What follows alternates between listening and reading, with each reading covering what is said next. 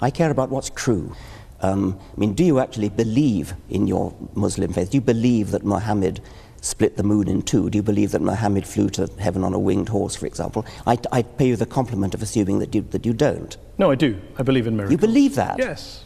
You believe that Muhammad went to heaven on a winged horse? Yes, I believe in God. I believe in miracles. I believe in revelation. I mean, the point here is that let's assume I'm wrong, Richard. I'm wrong. Let's. Let's assume I'm wrong. I'm wrong. I'm happy to concede that, Richard. I'm happy to concede it. I'm wrong. All religions are wrong. God does not exist. We're all mad. I care about what's true. I'm an educator. I'm a scientist. And I want people to understand the truth about the universe in which they live. That's what I care about. And I regard religion as a distraction, and in some cases a pernicious distraction from true education, which I love and value the way you value and love your God.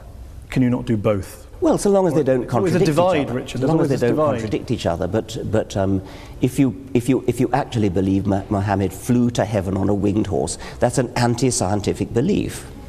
And that could be wrong. But that bloody well is wrong. But that doesn't change. That doesn't change. How do you know it's wrong? Oh, come on.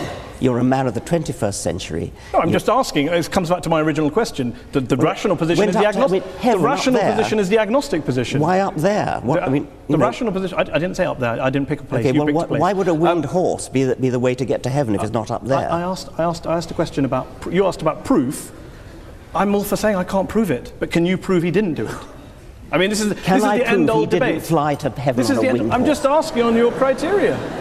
I'm just asking on your criteria. No, I can't prove it, and I can't prove it wasn't a golden unicorn. But I'm fascinated that you're rather talk about what animals the Prophet may or may not have used 1400 years ago, rather than talk about what Muslims or Islam is doing in the world today, good or bad. Well, that seems to be the distraction. If anyone's distracted, it seems to be you. Well, that's your view. I'm fascinated by how somebody, a respected, sophisticated journalist in the 21st century, can believe that a prophet flew to heaven on a winged horse. Let me ask you this. Are all people who hold beliefs in God and in miracles and the supernatural, do you regard them all as intellectually inferior to you? I regard those beliefs as intellectual nonsense. I don't regard the individuals as intellectually inferior to me, because many of them palpably are not. A personal question from me. You talk about how to teach children that there is one God, or that God created the world in 6 days, that is child abuse. To even teach your children religion is child abuse. So, I have a daughter. I teach her about Islam and the horse. Am I guilty of child abuse? Do you teach her the world was created in 6 days? No, because Islam doesn't teach that, Richard. I'm delighted to hear that. I asked